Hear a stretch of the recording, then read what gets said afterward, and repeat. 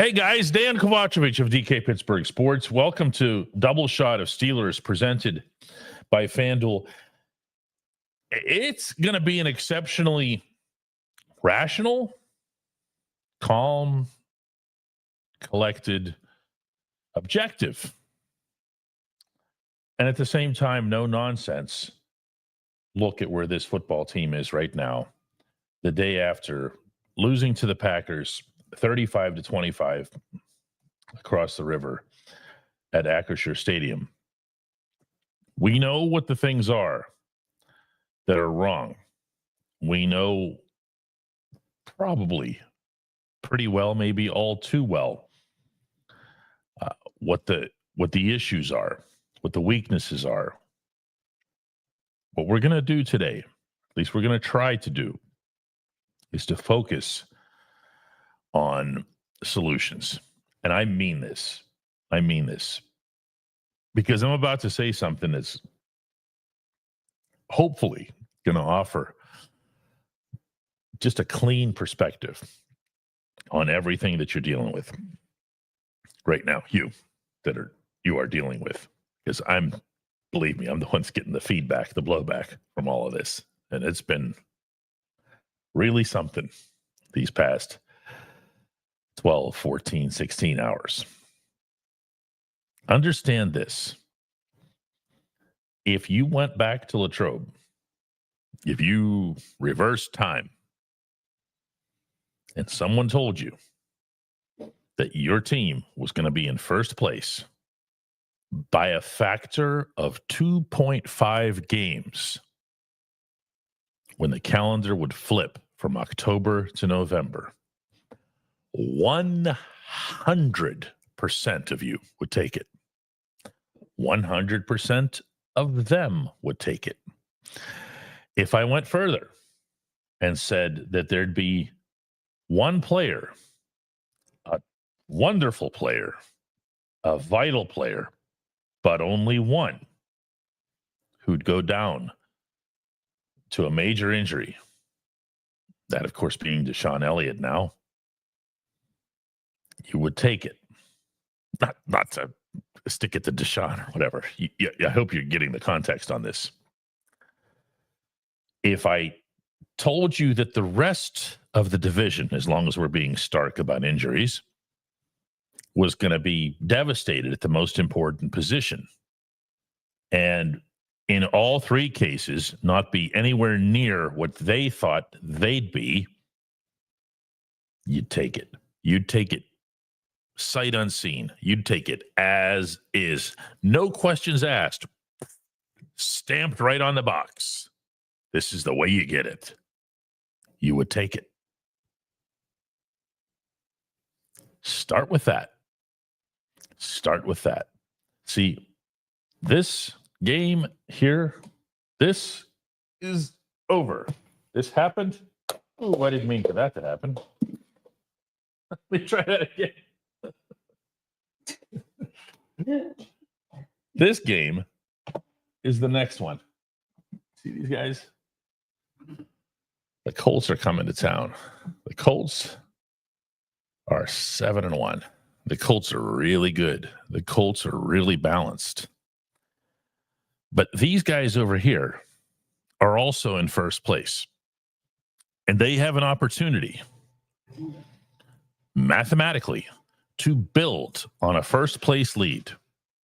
They have an opportunity to pull off their most rousing, uplifting, everything victory of the year.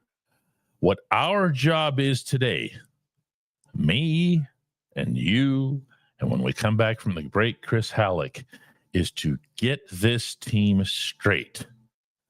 The difference between us and them is that we don't have to worry about hurting anybody's feelings. The only thing that I'll take off the table, the only one, is the only one that you just know has no chance to happen, which is what everybody actually wants, which is to fire Mike Tomlin. I'm also in favor of a change at the head coaching position. But it ain't going to happen. It certainly ain't going to happen between now and Sunday. So everything else that we've got, everything else, replace this, replace that, change this, change that, whatever it is, no hurt feelings, no loyalties to veterans, no nothing. We are going to put it into motion today. Schematically, we're going to put it into motion today. And what I hope will end up being a legitimately productive episode of Double Shot of Steelers. And with that, a quick break, and Chris will join us. For those of you who are doing real work in construction, in a warehouse, if you're a mechanic, you want reliable, comfortable gear to help you perform well on the job. Brunt Workwear's got you. They've got waterproof boots, safety toe, soft toe, pull-on, lace-up, whatever you need. You can wear them to work, and if they're not right for you, send them back. I don't know of any other brand doing that. Brunt was tired of the workwear brands out there cutting corners. You work too hard to be stuck in uncomfortable boots that don't hold up. So they built something better. Boots that are insanely comfortable and built for any job site. For a limited time, our listeners get $10 off. Just head to bruntworkwear.com. Use the code DK Sports and you're good to go. After you order, they'll ask you where you heard about Brunt. Do us a favor here at DK Pittsburgh Sports and tell them it was from this show. Hi, Chris. What's up, DK? Calm, collected. Everybody, not just me and you. I have an apple flavored energy drink for like a caramel apple flavored energy drink that has not only kept me awake but helped keep me sane. There you go. Over the past. That's how this is done. A new football season is upon all of us. Effective with this episode, a whole new football season, and therefore it is time to check out the latest odds, futures, and win totals on the FanDuel Sportsbook. If you think the Steelers have a chance, no snark, no sarcasm, against the Colts this weekend, the best team in football, lock in your bets today. Whatever your game, the FanDuel Sportsbook delivers the latest lines, futures, and specials so that you can join in on all of the action. This is what we're doing, Chris. We're gonna go through this piece by piece, and we're gonna fix all this. We can lament what happened last night. We can lament what happened in Cincinnati, or we can try to do something about it. So Marquis, for example, brings up, where is the fight? Seems like there's no fight. Okay, they brought that up too. They have to do that. They're players. Fight's not your issue. What you need to do is to have better people in better positions, better executing a better plan. And then you can find all the fight you want. And I say this all the time. The intangibles don't come first. They always follow. So let's pick one spot. All right. I'm gonna get it rolling. That doesn't mean you guys have to agree with this. Anybody has to agree with this. We're going to start with this. I'm going to bench Darius Slay. I mean, bench him. I mean, he can come on in dimes and whatever else here. And I'm going to do that in favor of Brandon Eccles. And I'm going to say, listen, or James Pierre, whatever it is that you've got. I need somebody at the outside corner position. I need somebody at that position who can quite literally keep up. Slay, for anybody who doesn't know, is 34. He's 2 years older than any other corner in the league. And it becomes clearer with every passing game that it isn't there. He had a sequence last night where the Packers were pretty much laughing at him. I mean, they threw one of those sideways passes to one of those guys. Chris, you and I made note of it at the time. And I said out loud, has to beat one guy, meaning the Packers guy. And guess what he did? He beat one guy and picked up 10 extra yards. When the Steelers tried the same play with Calvin Austin a little bit later in the game, Cal was brought down because that's what's supposed to happen on those plays. Yeah. So that's my first guy. What do you think? It's no, I mean, it's not. I mean, we're talking about actual change. That's definitely right up the alley. He is. There are a lot of layers to this. What he did as a member of the Eagles team that won the Super Bowl last year, I mean, it cannot be forgotten. He was very, very good. Yeah, I don't want to get into like what this is a good move, bad move, whatever. No, we're beating the Colts. That's it. Yeah, that's all we're doing today. We're beating the Colts. Well, can I look a little bit further, big picture, like maybe like for the rest of the season? Sure, do what you want. Yeah. All right. This is gonna sound really wonky. I was actually thinking about this on the way home. Trade for Jacoby Myers. Just absolutely like Jacoby Myers, an actual impact wide receiver too, and almost make this like you're the Cincinnati Bengals, and just be like, okay, we've just got to outscore everybody. Here comes 45 points, everybody. Because this is going to be the way that you're going to win football games now. Because even when you score 31 against the Bengals, it wasn't enough. So maybe you got to score 35 against them. Maybe instead of averaging 25 points a game, which is what they're doing now, which is a respectable number, it's top half of the league. Maybe you got to average 27 a game or 27 and a half a game. I don't care. But either way, you're not getting it done on the defensive side, and you're not going to fire Mike Tomlin. You're not going to fire Terrell Austin. And even if you do fire Terrell Austin, who the heck's going to take it over in the middle of the season? Carl Dunbar? I mean, experienced coach, well-liked coach, but no. And then everybody else on that staff is very, very, like, there's not a lot of experience there. I'm sorry. Like, firing Terrell Austin in the middle of the season doesn't sound like a plausible plan in order to fix the defense in the middle of the season. So I'm going the opposite way.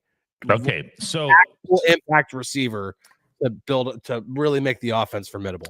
An actual impact receiver, which the Steelers were definitely lacking in the game last night. DK Metcalf had a couple of good moments, had a couple of not so great moments. Cal looked rough. Cal had a tough night, and it was nice to see Ramon Wilson get involved. It was kind of garbage time-ish, but he had a couple big catches. But he did. He made plays that he needed to make. Brief exchange with him afterward. He was moved by it. This is not that he's sitting there being selfish. He understands his team lost the game, but he's put in a lot of work to finally come away with a touchdown catch the way that he did, and to be a real live participant. Maybe that leads to something. So I'm not saying that he should supplant your WR2 here. All we're trying to do this week is to beat the Colts, and remember that meaning us, the schemers and the planners. That's us. Ooh. The getting other people involved is going to be good. Having Cal have another week to get healthy here. On the secondary side, I see people coming back with, you still have Beanie Bishop on the roster. Technically speaking, right? He's on the practice squad. So he's there. You could activate him from the practice squad. You can elevate him, yeah. Yeah. Beanie has experience in NFL stadiums and all that stuff that Tomlin talks about. What? Beanie Bishop, just the comment of Beanie Bishop picked off Aaron Rodgers twice. One of them literally bounced off of Garrett Wilson's number 5. At least we're moving in the right direction, though. At least we're getting past squawking about last night. It's progress. Progress. It's true. We are moving like this. I'm not letting this one go today. We're not drifting off onto other subjects. Okay? Oh, no. Yeah. Beanie. We activate Beanie from the practice squad. We make sure that there is safety depth. I don't know that there's enough information available to us to say who is the new Deshaun Elliott, because Jabril Peppers has been a little bit of a mess when he's been on the field so far for the Steelers. Just being honest here. I'd like to say that it could be Peppers. I don't know that. Somebody has to take that spot. Somebody has to really run with it. And it can't just be multiple somebodies. As Juan Thornhill was telling me last night after the game, there's so many different guys that do what Deshaun does when Deshaun's out. And that only adds to all of the communication issues and the confusion and everything else. All right. So we're simplifying this. We're identifying one player to take Deshaun's spot. For me, it's Chuck Clark. It's Chucky. Okay. All right. That's fine. That's fine. Don't assign him to go one-on-one with Green Bay's tight end off the line of scrimmage on a 3rd and 4. Just saying. Yeah, well, it's funny because he talked about that Did today he? on the South Side. So, well, it was part of an exchange that, and I think we have the video queued up. By the way, We do. So just watch this exchange because the way he wants, first off, the way he answers the question about, or I should say, lack thereof, about schematics and stuff is very, very telling. But then when you talk about actual player stuff and talk about being matched up with Tucker Kraft, you can see how much it aided him. Here it is. Chuck Clark. Chuck, what are you seeing that's keeping this defense from being consistent? I don't know if I can answer that for you right now, honestly. Is it scheme? No, the reason I say I don't know if I can answer that for you is because, I mean, I feel like I'm a player. I'm in it. You know what I'm saying? I'm not looking at us being inconsistent. I'm trying to get to the next day, the next game, and just stack and improve and build. So I'm not looking at us being inconsistent. What are you guys really focusing on working? Getting better. That was the main thing that we was talking about in the locker room. We all got to get better. Where did things go wrong last night when it came to covering their tight end? I know he's the primary focus of what Coach Tomlin was talking to us about during the week. I imagine that was expressed to you guys as well. Where did it break down for you covering him? I mean, he was a good player. He made some plays. He got me on one. And I'm mad at that shit. There's certain things that keep you up at night, and that was definitely one of them. You know, I don't think I ever got beat like that for a touchdown in the game. So that was definitely kept me up for sure. Okay, he's good. I had a good conversation with him a week ago, and really appreciated it. And it felt like I learned a lot. But the main thing that stands out is what you said, Chris. It's just the brutal honesty. I'm in it. You're asking me to dissect this as if I'm a coach, whatever. I'm living it right now. It's a different perspective.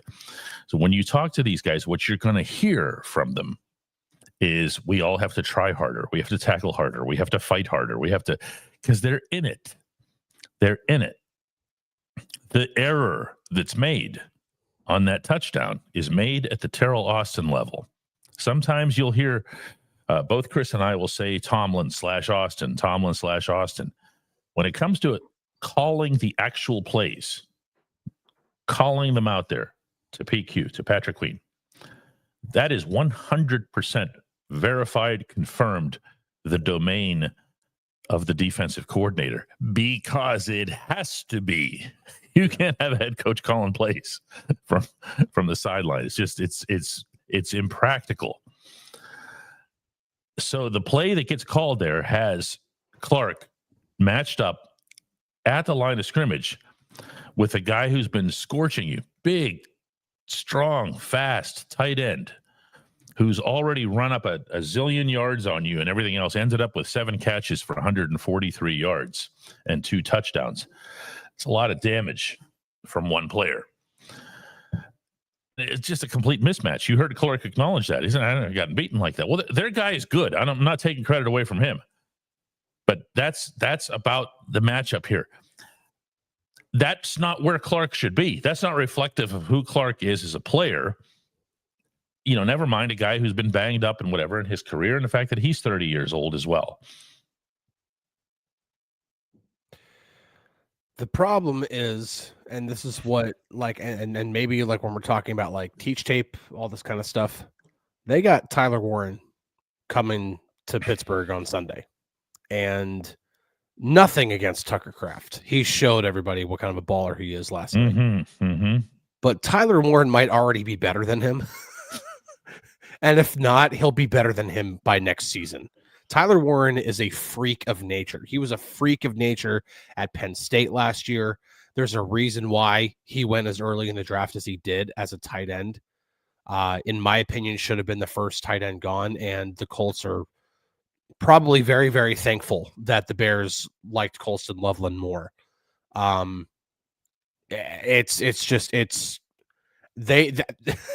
You have to learn really, really quickly how to defend a tight end, because if they don't, Tyler Warren is going to do the same thing, if not worse, to this defense. And whether it's Chuck Clark, whether it's maybe play less man coverage.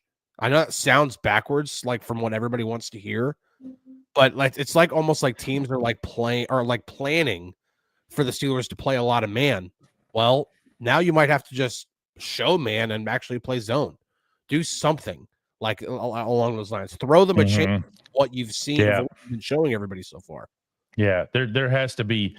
Remember that if you're joining us along the way here, this episode is about moving in this direction. What are the changes that have to be made? Let's come up with another one, Chris. I've already got. I mean, I kind of ducked it to an extent. I want Darius Slay benched. I think you need to have some sort of additional speed / energy / just keep up with somebody on your outside edge here. And you guys can cringe all you want about James Pierre but the truth is, go look up Pierre's numbers. Meaning this year, he hasn't been out there much, but they're terrific. He's keeping himself prepared. Great attitude. Dude, by the way, Pierre, he's also obviously a really, really good special teamer. He wouldn't have made the roster. Yep. That's the direction I'm looking at. I'm looking at, I have too many guys in the secondary who just flat out can't keep up, who are on the wrong side of 30. And I need to be able to replace some of that now. So I'm going to start with that one. Is this going to change the season? No. That's why it's a piece. Okay, you're not going to have one move that makes everybody ecstatic and everything's fine. So let's come up with another one, Chris. What else do we have here? Again, I know this sounds backwards, but blitz less often. Less often. I like the way Breeden Fehoko, by the way, is a really phenomenal follow on social media. Sure is. He's a really, really smart guy. The way he put it on that, on that big Tucker Kraft play, the 59-yarder down the sideline, the Steelers showed double mug, which is both inside linebackers playing inside of the two interior defenders right up on the line of scrimmage.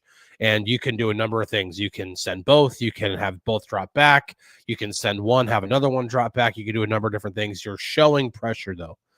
Well, they brought the house. They brought everybody. They brought 6 guys, and that was including both inside linebackers who were double mugging in the middle. They did, yes. And they didn't get home in time.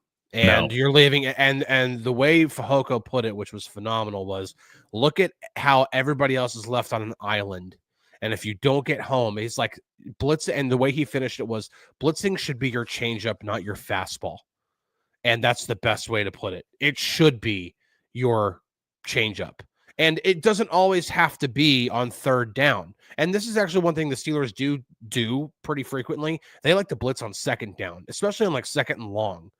Because if you get home and you can force third and long, that's ideal. That's what you want. You want to force the offense into third and long situations.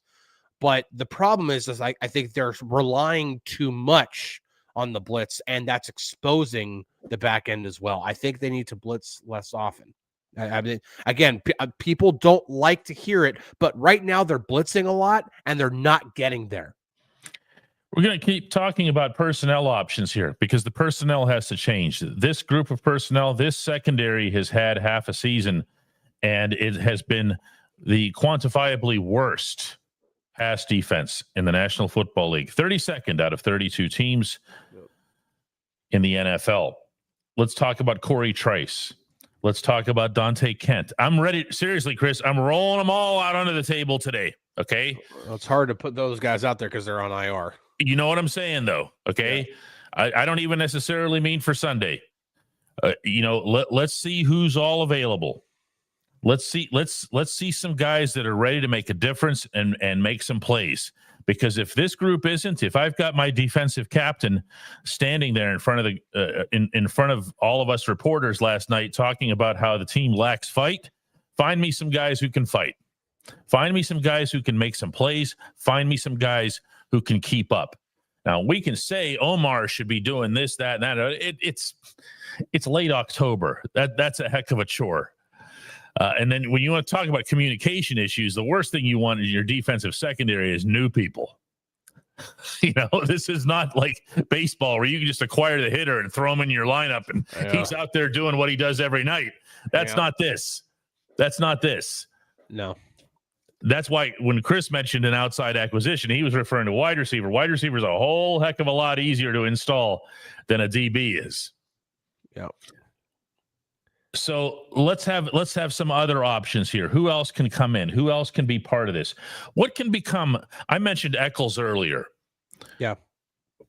You and I sang about him in Latrobe. They all did, actually. Yeah. And not without cause. He has been utilized in the regular season. He has made some plays. Has he been utilized to his fullest? He's not an old guy. No, I don't think he's been utilized to his fullest, but I think part of the problem, or let's say problem there, but part of the the main hurdle in that has been, you have Joey Porter Jr. and Jalen Ramsey and Darius Slay. It's just the depth chart that's been in the way, really. But if you bench Darius Slay and you put Eccles out there as your primary outside corner, because you would like to keep Jalen Ramsey primarily in the slot, because that's where he's going to be best utilized, then maybe Eccles can be your outside corner. And listen, Eccles can bring one thing that we aren't seeing, and it was brought up earlier in the show, and this kind of stuff can be contagious. Mm-hmm. He brings a lot of fight. He will compete his rear end off on every single pass. Yeah, beautifully put. Talk about fitting the theme. Yep. Yeah, and that kind of stuff can be contagious. And when you mentioned the thing about Darius Slay, the first play that came to mind for me was the Savion Williams touchdown last night, where he caught it in the flat and ran down the left sideline from like 8 yards out. Slay had a chance to run with a full head of steam at him and just launch his body into him to knock him out of bounds at about the 2 or 3 yard line, and did not. And I'm not a football coach. I've never coached football, but I look at that on film, and that to me is unacceptable. See, I had tellingly, this was before the game. In the back of the press box, I ran into somebody who used to play for the team of prominence. And that individual just bring it up, how you always do with football talk and whatever. And that individual said, everybody's looking for the answers on the inside of the defense. Everybody's looking for the answers on the line. He goes, as far as tackling goes, as far as toughness goes, he goes, that's not it. It's all about the peripheral tackling. It's all about the way the people on the outsides are tackling or not tackling. It's about the way they're attacking the football or not attacking the football. Okay, sit down. Watch from the side. You've had your career. It was a nice career. In Slay's case, you've won the Super Bowl just last year. Made yourself a nice living. What did he get, 5 for coming here? 5, 8? I don't remember. I think it was 10. Yeah, it might have been 10. I don't care. That was my point at the beginning of this program.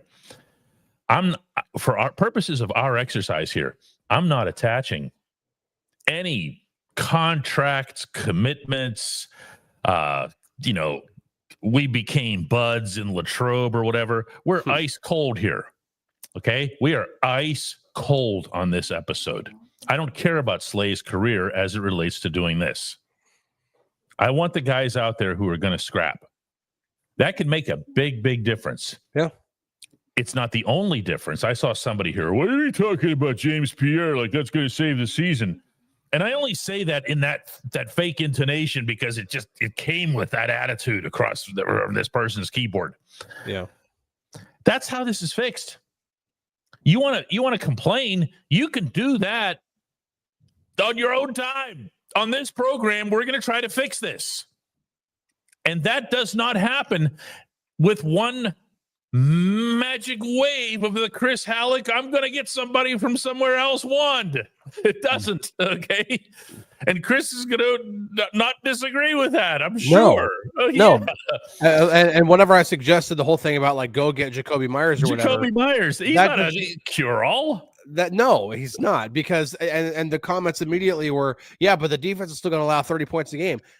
Yes, I know that. Like I'm very aware that that's going to happen, but I'm saying at least at that point you have a better chance of winning a shootout if you have more firepower. That's what you need. Like, you have to have the ammunition if you get into a big gunfight. If you go into a gunfight and they've got a 44 Magnum and you've got a little tiny water pistol, you're not going to win. You know, like you've got to get. But no, it doesn't fix the defense. So you have to still do things on the defensive side. Making a change at corner could possibly be a way. Playing Peyton Wilson, of all the defensive issues that the Steelers had last night, Peyton Wilson was far and away their best player on defense last night. He was very good. He was all over the place. He was very, very good. Blood on the Riser says, I don't think we have the personnel on this team, DK. My point is they're the only personnel that you can count on for the remainder of this season. Yeah. My other point is you got to find out. This group has had half a season to show you what and who they are. And here it is. It sucks. Do you want to change the defensive coordinator? Of course you do. Do you want to change the head coach? A lot of you do. I do. Not going to happen by Sunday. Not worth talking about today. We've got all off season and everything else to do that stuff. Right now, you need to beat these guys. That's it. You need to hold first place. You need to hold serve. Yeah. And like this guy's been coming in here repeatedly. I have to have Tomlin is the problem, and you both know it. Of course we do. Of course we do. I mean, they're not new to this. Okay, you keep bringing this up as if this is some subject that we're avoiding. This is the way this particular episode is gonna go because it's our show. Okay, this isn't that complex. If you want to have a Fire Tomlin episode, go ahead and hit live stream on your Facebook, wherever it is that you are, and have a show. We're not going to do that today. Yeah. That doesn't mean that we don't agree with that. It just means it's not the Ulysses Prince show. I'm listening. I like for me, just to put this in there, because just so we can put this to bed. I have not usually been a proponent of firing the coach as a solution, but the issues that are happening, and they're consistently happening, not just game after game, but season after season, the lack of innovation is the most frustrating thing. And for a city like Pittsburgh, and I'm talking about not just the franchise, but for a city like Pittsburgh, its teams should try to embody innovation, because that's what the city of Pittsburgh does. They innovate. They've constantly tried to innovate. And you can speak to that well more than I can. But the Steelers have had that in the past. Chuck Noll was an innovative coach. Bill Cowher had innovative coaches on his staff, such as Dick LeBeau. Sure did. And Mike Tomlin, to his credit early on, allowed the coaches such as Dick LeBeau to continue to be innovative. He didn't put handcuffs on him and say, no, I'm going to coach my way, and you're going to listen to the way I want to do things. He allowed Dick LeBeau to still be great, because, that's the easy decision, but it's still a decision that has to be made. The problem is that since Dick LeBeau left, we've not seen innovation on the defensive side. And so, yes, for that reason, you might want to look for a change at head coach. Yeah. But that's not what we're talking about here. That's not solving anything for the team that's currently 2.5 games up in first place, which is all we're talking about here, no matter how much anybody else wants us to talk about something else. Okay? Mm-hmm. So, what else are we doing here? Joseph Zallar here, says to sit Joey Porter. He's not as good as people think. Try Pierre. No, I don't know that you're sitting Joey, but there's got to be some stuff that's made understood to him when we're talking about that tackle sequence going down that sideline. I mean, there was a business decision made by number 24, and it was something that we used to see from him when he first came out of Penn State, and hadn't seen it in a while. He just got out of the dude's way. Yeah. I'm sorry. It's easy yeah. for me to say. I'm sitting in the press box and I had these Are you nachos Are you for talking about real. the craft play? Yeah, near the end. Near the end. Right near the goal line. Oh, watch it. You'll see it. Oh yeah, I don't remember because the big craft play was Thornhill and Elliott trying to tackle him. It's at the very end of the same sequence. He just says, all right, hey, here, welcome to my end zone. Yeah. Here I am. My name's Joe. Oh, on the touchdown. Yep. Okay. Down the right side. Yep. Made a business decision, says JL Wells. Yeah. No, Joey is he's not been you want to see more growth.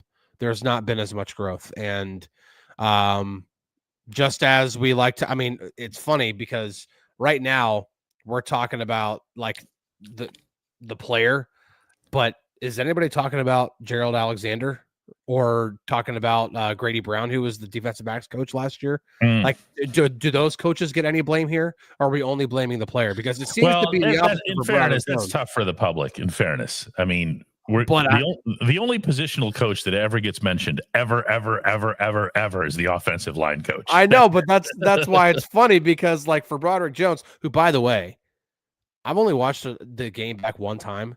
I thought Broad played really well, like for real, like especially going up against Micah Parsons. I thought he actually held his own pretty well. He had a nice game. He really did. I really like would talk about like underrated players in that game last night. I thought Broad was right there. One last jab at Ulysses before we call it a day with him. He says, I assume you can't call for Tomlin's job because that would end your team access. Oh, good Lord. My dude. First off, have you not listened to any of this show? Or are you just sitting there on Facebook typing comments? Did you not hear the part where I just said that the Steelers would be better off without him? Yes, they should fire Mike Tomlin. I wrote a column, stuck it at the top of our app this past offseason that said fire Mike Tomlin.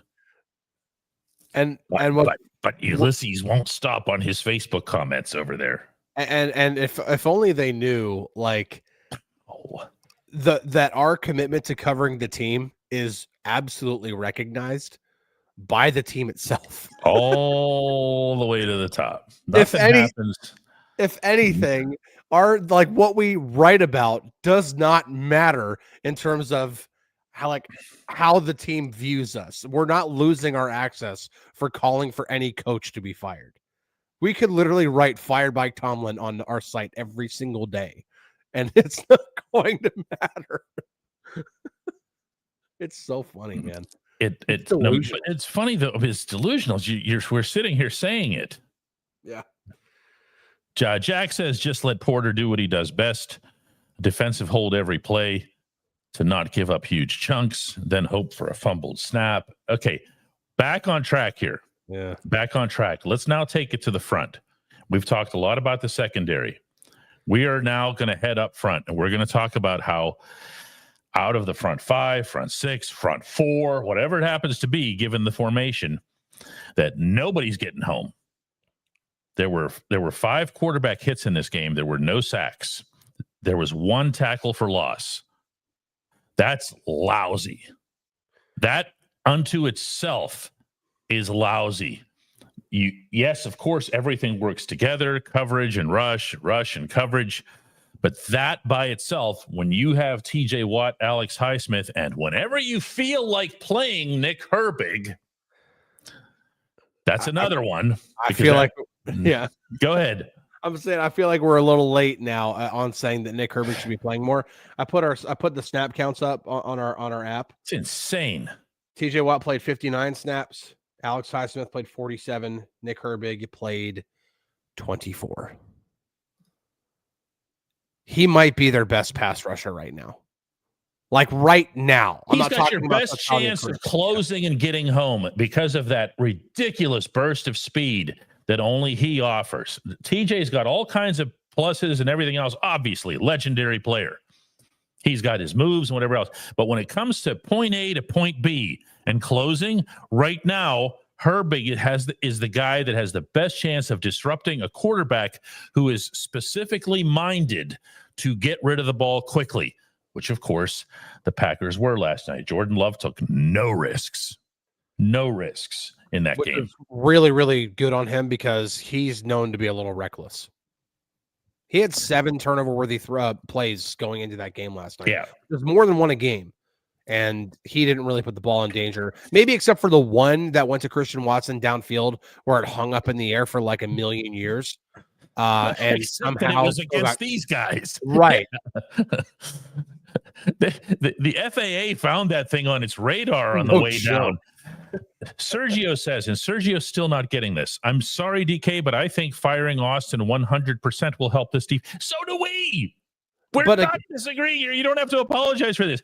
It's just it's not going to happen between now and Sunday. We're trying to win a game Sunday, Sergio. That's it.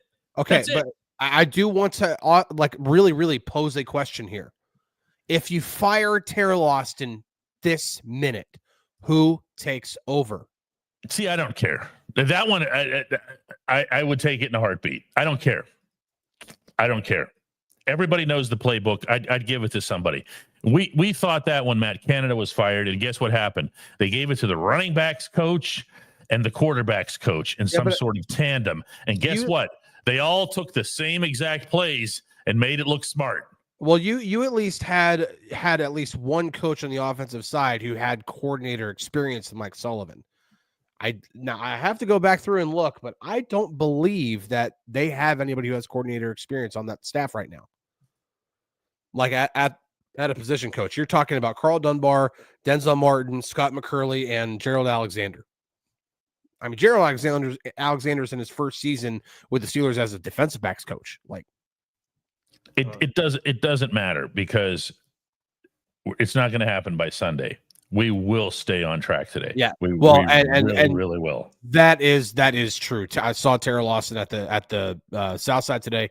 He would not be there if he were not. No, of course, no. Yeah. So let's make things work up front. Chris, you say you don't want to see as many blitzes. All right. Let's make sure that this defense, which remains built to a large extent on the people up front, specifically on Cam and TJ, how do you get them home? Or is it Aiden says, has TJ lost it? Or are the schemes just horrible? Everyone says, did you move TJ around? Why aren't you move TJ around? What's the solution for TJ other than, pin the ears back and try harder? What is the solution? Well, the solution for me is actually getting Nick Herbig on the field. That's my solution. Because I think when you get Nick on the field, one of two things is going to happen. Either offenses are going to continue to slide protection over to TJ's side, which would give Nick Herbig more one-on-ones, which is exactly what you want. Or Nick Herbig is just going to keep winning in those one-on-ones, and then you're going to force offenses to slide protection back in that direction, which would then free up TJ to do more things. Nick Herbig has a 16.3% pressure rate this season. TJ is 11.3. 5% of the time more often when Nick Herbig is rushing the passer, he gets home. Now, it's funny. I just to interject one quick thing. Yeah. If you think about TJ's career, he's always had somebody, and the great pass rushers usually do. The ones who do get home. I use this example a lot. Kevin Green doesn't come within a solar system of the Hall of Fame without Greg Lloyd being disruptive on the other side. Okay. And he'd have been the first one to tell you that. There's a reason he asked Lloyd to present him. If you think about TJ's career, he's had Bud. Bud would come in and wreak all the havoc and get all the Tasmanian devil and get all the attention. But then TJ would come in clean. When Alex was more effective, he was doing some of that for TJ as well. So that's needed. We've seen it. Whenever Herbig is coming, TJ is more effective. How about that? Really quick, no, that's good. I just looked up too. Highsmith's is 13%. So it is less than Nick Herbig in terms of pressure rate. Higher than TJ, but again, Alex is not seeing the number of double teams and chips that TJ's seeing. So yeah, there's really no excuse for them to be playing Nick Herbig this little. There's not, because it's not like last night. The whole excuse, and I tried to really contextualize the numbers to go along with it, and the data backed it up that when they stop the run, they usually play well. That's not the case last night. They were not struggling to stop the run at any moment in that game until the very, very, very, very end, after Green Bay had already gotten a 2-score lead. Does not matter, because they were stopping the run every single time. Josh Jacobs was a non-factor in that game, and yet it did not impact the way they defended the pass. Nick Herbig needed to be on the field more often, and he needs to be on the field more often. There's no excuse for it. At this point, there's no excuse. No, but they also had in their heads going into this that, all right, moving forward, let's get these guys home. What about a 3-man front instead of 2? I'm not a fan of it. Why is that? It's a change. Well, first, to use the Breeden Fehoko logic, it's a changeup, not a fastball. You have to have, listen, those guys who when you're talking about a basic 4-man rush, it's 4 guys against 5. You have to have strength on the inside, and the strongest guy of your edge rushers is Alex Highsmith. And Alex Highsmith is not going to get the same leverage and strength as a Cam Hayward, as a Keanu Benton, or as a Derek Harmon on the inside. You have to be able, that guy on the inside has to be able to take on possibly 2 guys at once. Now, if you are anticipating on a 4-man rush for them to slide protection and have TJ be double teamed, like truly double teamed, then maybe, yeah, you can have Alex Highsmith and Nick Herbig, one of those 2 guys in the middle, to just have a straight up one-on-one. Sure, of course. I mean, why not just straight up replace him? I mean, again, I'm throwing everything on the table today. Why not have Highsmith function as the 3rd guy? Why not have Highsmith be the guy who gets these 12 snaps? Or you get into a specific situation in the game, a very specific situation, where the other team, for whatever reason, just decides that they're going to, you can't stop Jonathan Taylor. I mean, I understand this week is probably the worst week to be doing this stuff. Just by the way, throwing that in there too, given who the opponent is. Yeah. Because you could also argue that it's defensive suicide to not have your best run defenders on the team, specifically against Taylor. Yeah. Because that's all they'll do then. They have themselves one hell of a smart offensive mind over there too. So it's not even just running the ball. It's not just running the ball. It's not. Shane Steichen has, my goodness, the last time these teams met, you could have pulled somebody in off the street who'd never seen a football game before in their lives and they would have been watching that for about 1 quarter, and they would have said, man, that team in blue's got a great offensive coordinator, don't they? What's an offensive coordinator? I don't know, but that team's got a great one. I mean, I understand we're trying to come up with ideas to help the Steelers beat the Colts and even to just get the team back on track but man alive, I'm sorry. Shane Steichen has had Tomlin's number multiple times now. This is not just last year, the game in Indianapolis. It's the year before. It's whenever Steichen was the offensive coordinator. You remember that Eagles game in 2022, the last game before the bye week in Philadelphia? Shane Steichen was the offensive coordinator of the Eagles that year. And it was just... He was so rude. Surgical. I mean, surgical. Just dissected that defense to pieces. He knows how to attack the Steelers defense. You could not get me to place any money on the Steelers this week. None.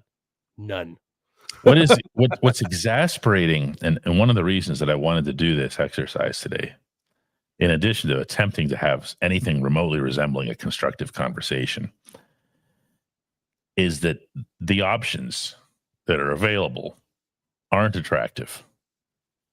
The possibilities for external additions aren't all that realistic. I'm just talking about the defense here, by the way. I really feel like the Steelers' offense is at least good enough Dude, for what the you need. Steelers offense, if they have an average defense, this team is 5-2, maybe 6-1 right now. Seriously. Let's really, really put this in perspective. The Steelers lost a game in which their offense scored 31 points and averaged, I don't even remember what the number was, but a lot of yards per play. They had their way with the Cincinnati defense for the most part. There was a little bit of a lull in the second quarter when they turned the ball over twice, but overall, that was a great offensive performance. They did more than enough against a much tougher defense last night and did more than enough to get them in at least a position to try to win the game. And the offense is not the problem here. It's just not. The biggest problem with the offense last night was that they stopped running the ball in the second half. That's really, really it. I can also see, though, that it's symptomatic. So I would counter respectfully that the biggest problem was not running the ball, but the root of that was taking a lot of really dumb penalties. Okay. But they were. No, I agree that they were, but I mean, listen, first series, you have a 9-point lead. You come out, very first play action pass, nobody gets open. Rodgers has to throw it away. You're already not on schedule. One play in because you didn't run the ball. You want to play action. Okay, fine. You want to change up, whatever. 2nd and 10, quick throw to the flat. Packers are all over it. No, like a 2-yard gain. Now you're in 3rd and long. Now you can't run it. And then you miss and you go 3 and out. Then second series, they end up getting a field goal. They started off with a 4-yard run, which they are on schedule. Arthur Smith has his entire playbook at his disposal. And then that second play is that nice quick hitter over the middle to DK for 24 yards, already getting you in Boswell range already. Third series, they're only down by 1 score. 1st and 10, what do? Rodgers drops back. He gets sacked for a loss of 10. Why aren't you running the football? Back to the defense and back to fixing the defense before we sign off for the day. Since we've got Halleck all riled up now. Mike Jones says no man coverage going forward. I'll say no man coverage, but yeah, you can never rule out. Can't go 100% either way. 100% either way. However, I would hope, at the risk of repeating the refrain here, that after half a season of watching these people who were supposed to be glue sticking to these receivers, that we can accept that is actually not the case. The one player who's really been exempt from all dialogue, at least on this episode today, is Jalen Ramsey. Ramsey, early on in the season, bought himself, and rightly so, a whole lot of goodwill because he looked like Ramsey, the young man from the Jaguars who was just owning the football field every time he stepped on it. He made immense plays, not big, not very big. They were just gigundous plays early this season that made you think, here's the superstar version of Ramsey. I have a feeling that a lot of us, and possibly present company included, have said since then, well, yeah, but he's Jalen Ramsey, and he did that great thing in week 1, where he hit the dude and won the game.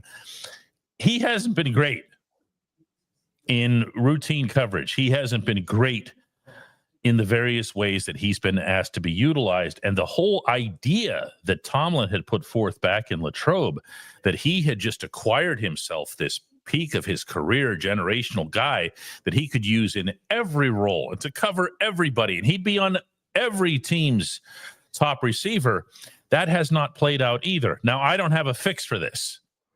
I don't have a Jalen Ramsey backup sitting in storage. Okay, well, here's my solution to it. I feel that the Steelers need to be honest with Jalen, and Jalen needs to be honest with Jalen. He's not the same guy he was 5 years ago. He just was. He's not. He's not. That isn't making it anywhere, Chris. I understand. You know his personality. I understand that. Jalen, you're not as good as you were. You know what? You're right. I'm not as good as I was. It's not like, but good is subjective at this point, or it's at least not as simple as can you go one-on-one with guys anymore.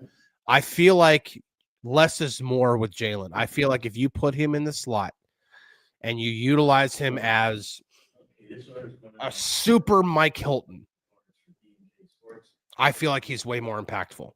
Like super version, like a Mike Hilton that you can trust in coverage more often than you trusted Mike Hilton in coverage. That's pretty cool, actually. I kind of like that. Mike Hilton, born playmaker. Right. And Jalen can absolutely do that. He's a phenomenal blitzer, always has been. He's a really good tackler, and he still is a good tackler. Use him as a wild card. That's what I'm saying. Like he is your slot guy. Keep him in the slot. Don't try to have him travel with the number one anymore. You have to give that job to Joey Porter Jr. It's just that's when Joey's at his best. That's whenever Tomlin's given him. Think about when Joey's been at his best. Yeah, every time. It's always against. Let him walk around the hallways on the south side all week long, mumbling one dude's name. That's Seriously, Joey. that's when Joey's been at his best. So let Joey be that guy. It's not a slight at Jalen. It doesn't mean that Jalen can't be a great weapon in this defense. I think they got Ramsey and thought that he can just be the guy who he was in Jacksonville. And that's just not who he was. What you want more of what Raheem Morris did with him when he was with the Rams and they won a Super Bowl in 2021. That's more of what you want. It's just a little bit less of being able to be that number one guy who can just follow a number one receiver. That's just not who Jalen is anymore. It's not. And if you keep trying to think that he is and utilize him in that way, you're going to keep failing. Period.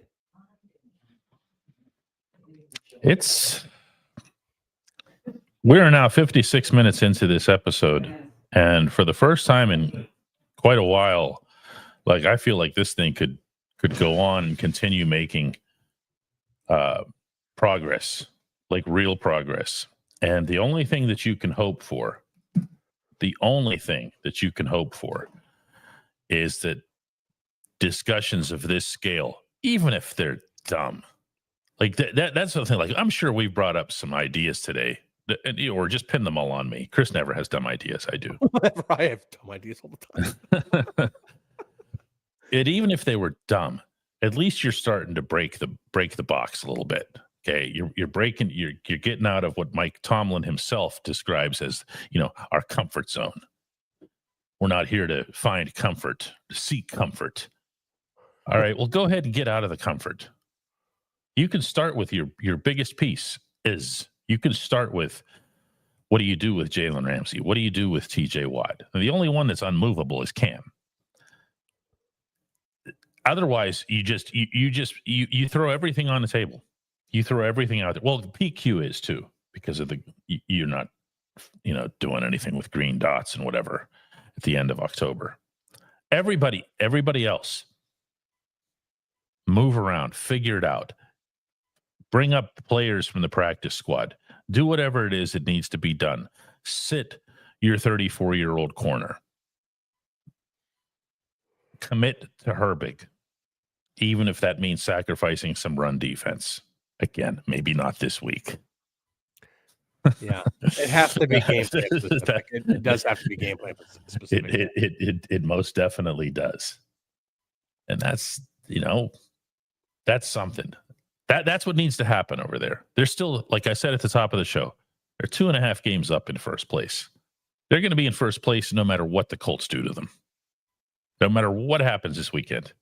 Everybody else in the division wins. The Steelers get destroyed. They're still in first place. The beginning of November. Figure it out. Yeah. I think we've come up some. I think we've come up with some ideas. I mean, yeah, so do I. I really like the way this went. Of course, it took some real coercion and yelling and stuff at the beginning, but eventually. But no, because we could have done the Tomlin sucks. We could have done the belly aching episode. Yeah. Well, that's why I threw the helmet out at the beginning. We usually leave the helmet. Just chucked it. Like I kind of did. It fell on the floor, so it made a sound.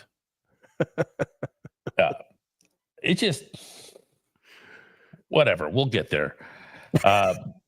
We'll get there. We're going to keep. I'm telling you this right now. The focus is going to stay in this direction because this team is still in first place, whether anybody likes it or not. And that's kind of the attitude that I'm taking on hockey as well right now. Penguins had themselves a really tough loss on Saturday. They had a huge injury over the weekend, obviously, with Rickard Rakell. But they're still 6-2-1. Mm-hmm. And go fix things. Go win. Go make something of this. They'll have Jari back in net tonight and possibly both kids back in the lineup. And who knows? Maybe they play a good game. Maybe they bounce back. Football writer in the press box tonight. Yeah. Actually, as soon as the show's done, I'm leaving for the rink. So his first game. Florida Dave says in closing today, I appreciate your positivity. We offered you no positivity, Dave. I love you, man, but there was none here. Looking for solutions is not positivity. It's just, this is what you should be doing. This is what the coaches should be doing. This is what the players should be doing. Coming on here and just the word I was going to use. Belly aching. Belly aching is the B word I was looking for. Yeah. Isn't going to do anything. Going to do anything. It's just, that's just plain old venting. Let's see what can come of all of this. Let's see what they do. I like the three I think just to kind of tie a bow for me, the three ideas that I like that we've come up with are sitting Slay. Yeah. I think that works. Keeping Ramsey in the slot. I like really that making him a true weapon in the slot and not trying to move him and have him just because like we don't ever want to take him off the field. Well, you know what?